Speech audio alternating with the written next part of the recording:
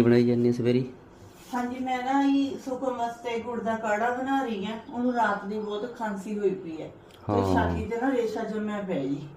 ਹੋਰ ਉਹ ਰਾਤ ਦਾ ਕਰੀ ਜਾਂਦਾ ਹੈਗਾ ਸੁੜ ਜੀ, ਤੇ ਬਣਾ ਲਾ ਫਿਰ ਤੇ ਨਾਲੇ ਦੱਸ ਦੇ। हाँ जी, ਇਹਦੇ ਵਿੱਚ ਆਪਾਂ ਨੇ ਸਾਰੇ ਤੋਂ ਪਹਿਲਾਂ ਤਿੰਨ ਚੀਜ਼ਾਂ ਲਈਆਂ। ਗੁੜ ਲਿਆ ਜੀ, ਉਹਨੂੰ ਆਪਾਂ ਚੰਗੀ ਤਰ੍ਹਾਂ ਕੁੱਟ ਲਿਆ। ਖਸਖਸ ਲਈ ਹੈ ਤੇ ਦੇਸੀ ਘਿਓ ਲਿਆ ਜੀ। ਹੁਣ ਆਪਾਂ ਇਹਨੂੰ ਬਣਾਵਾਂਗੇ ਜੀ। ਇਹਦੇ ਵਿੱਚ ਥੋੜਾ ਜਿਹਾ ਦੇਸੀ ਘਿਓ ਪਾ ਕੇ ਇਹਨੂੰ ਮੈਲਟ ਕਰ ਲਾਂਗੇ ਚੰਗੀ ਤਰ੍ਹਾਂ। ਫਿਰ ਇਹਦੇ ਵਿੱਚ ਅਸੀਂ ਗੁੜ ਪਾ ਦਾਂਗੇ।